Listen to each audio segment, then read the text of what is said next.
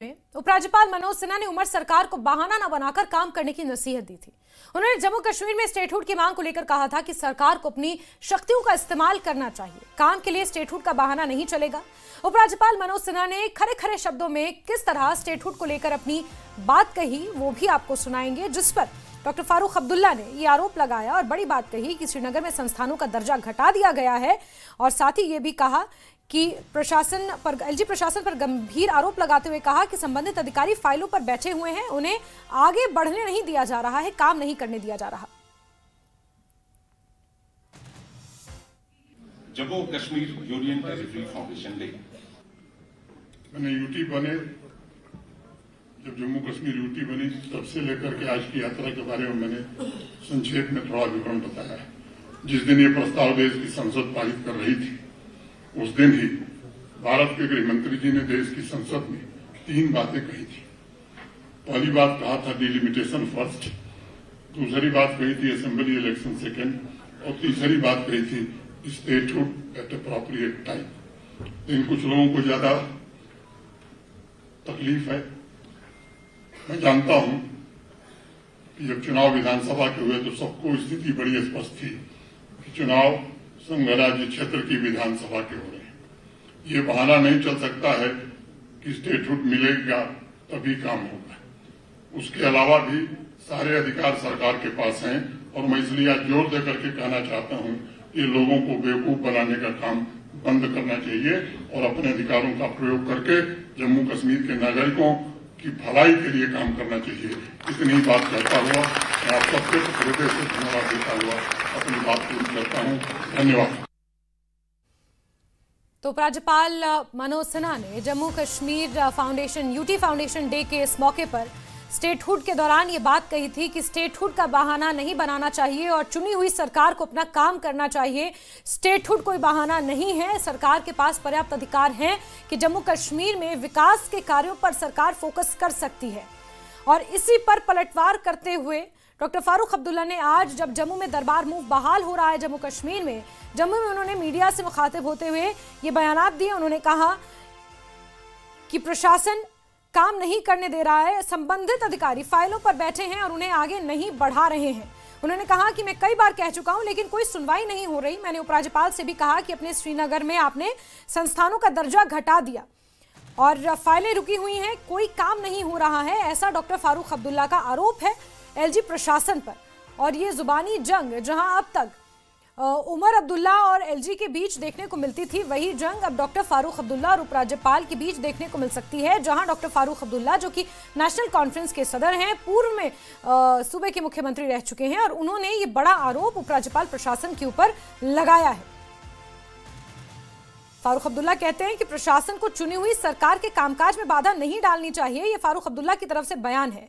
उन्होंने कहा कि वो चुनी हुई सरकार को नहीं रोक सकते, सरकार के मित्र की तरह काम करना चाहिए, ना कि विकास में रुकावट डालनी चाहिए। यह डॉक्टर फारूक अब्दुल्ला की तरफ से बड़ा बयान उपराज्यपाल प्रशासन के ऊपर, यह बड़ा आरोप उनकी तरफ से लगाया गया है।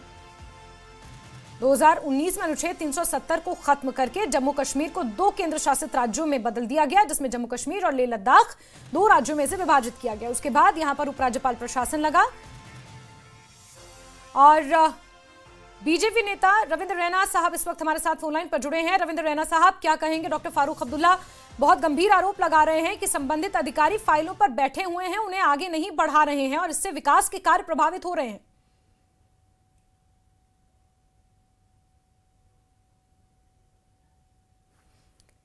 रविंद्र रैना साहब, अगर आप सुन पा रहे हैं मुझे? जी जी जी, हेलो जी। रविंद्र रैना जी, मैं बहुत स्वागत करती हूं पहले तो। और उपराज्यपाल प्रशासन के ऊपर डॉक्टर फारूक अब्दुल्ला का ये बड़ा आरोप कि अधिकारी फाइलों पर बैठे हैं और आगे नहीं बढ़ा रहे हैं फाइलों को, इस वजह से काम नहीं हो रहा है, क्या कहेंगे सर? जम्मू कश्मीर के उपराज्यपाल श्रीमान मनोज सिन्हा साहब ने 2 दिन पहले इस बात को बहुत अच्छे से विस्तार में कहा है कि जम्मू कश्मीर में जो डॉक्टर फारूक अब्दुल्ला साहब की पार्टी की सरकार है जी, उसको बहानेबाजी नहीं करनी चाहिए। उनको काम करना चाहिए, लोगों के मसले हल करने चाहिए, लोगों की परेशानियां दूर करने के लिए कदम उठाने चाहिए।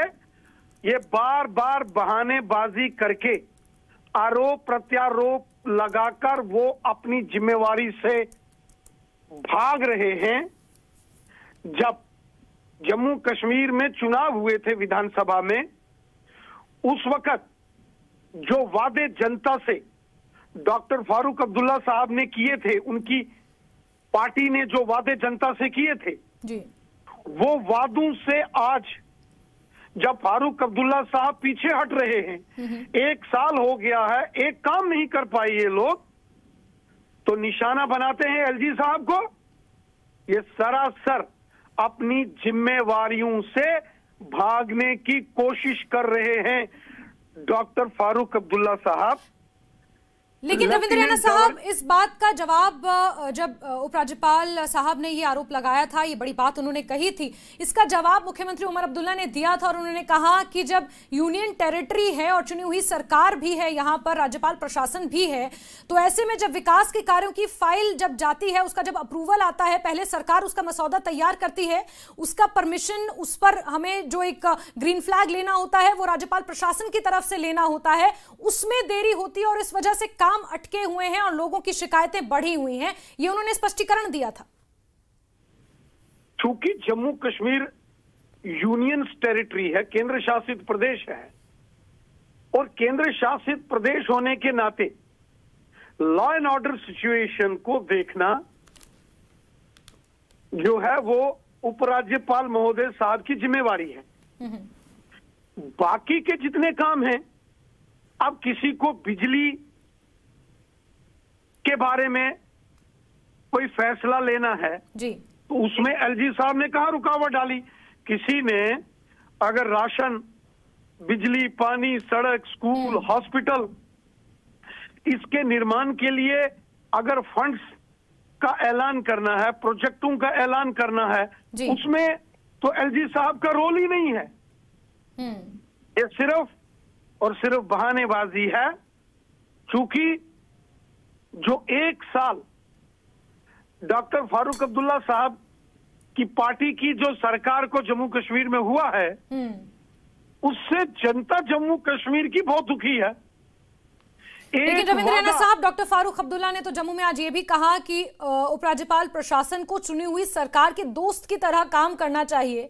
और आपको क्यों लगता है कि नेशनल कॉन्फ्रेंस बार बार स्टेटहुड के मुद्दे को एक विकास के कार्य में इंपेडिमेंट मानती है, यानी कि एक रुकावट मानती है? देखिए, जम्मू कश्मीर 2019 रीऑर्गेनाइजेशन एक्ट के बाद यहाँ केंद्र शासित प्रदेश बनाया गया, यूटी बनी, लद्दाख यूटी बनी, जम्मू कश्मीर अलग यूटी बना। जब यहाँ चुनाव हुए 2024 सितंबर अक्टूबर में, तो उस वक्त भी यूटी थी जी। उस वक्त इन्होंने वादे किए जनता के साथ, तब भी तो यूटी थी, तब भी तो केंद्र शासित प्रदेश था। ऐसा तो है नहीं कि जम्मू कश्मीर के विधानसभा के चुनावों के बाद यूटी बनी। ठीक है। अच्छा, इससे पहले जब एलजी साहब काम करते थे, यही सारे अधिकारी, यही सारे ऑफिसर यहाँ लोगों की भलाई का काम करते थे। ठीक है। आज अचानक डॉक्टर फारूक अब्दुल्ला साहब की परेशानी वो समझ नहीं आ रही है कि वो क्यों परेशान हैं। एक बात जरूर समझ में आती है जी। कि जो चुनावों में असेंबली इलेक्शन जब यहाँ हुए थे, तो डॉक्टर फारूक अब्दुल्ला साहब की पार्टी ने, उन्होंने एक मैनिफेस्टो जारी किया था। बिल्कुल बिल्कुल। कि हर 1 साल में 1 लाख नौकरी देंगे, 5 सालों में 5 लाख नौकरी, लोगों को फ्री राशन, फ्री बिजली, डेली वेजेस को पक्का करने की बात यानी अब बीजेपी का ये मानना है, रविंद्र रैना साहब, बीजेपी का ये मानना है कि सरकार अपने किए वादों पर खरा नहीं उतर पा रही है, इसलिए स्टेटहुड को बहाना बनाकर जनता के सामने परोस रही है कि स्टेटहुड नहीं है, इस वजह से हमारे काम नहीं हो रहे हैं। इस पर एनसी का क्या कहना है वो भी हम रिएक्शन लेंगे, लेकिन फिलहाल रविंद्र रैना साहब हमारे साथ जुड़ने के लिए, न्यूज़ 18 को अपना समय देने के लिए आपका बहुत शुक्रिया। डॉक्टर फारूक अब्दुल्ला ने उपराज्यपाल प्रशासन के ऊपर एक गंभीर आरोप लगाए हैं और कहा है कि संबंधित विभागों के अधिकारी फाइलों पर बैठे हुए हैं, जिसकी वजह से फाइलें रुकी हैं और जम्मू कश्मीर में विकास के कार्य इस वजह से नहीं हो पा रहे हैं।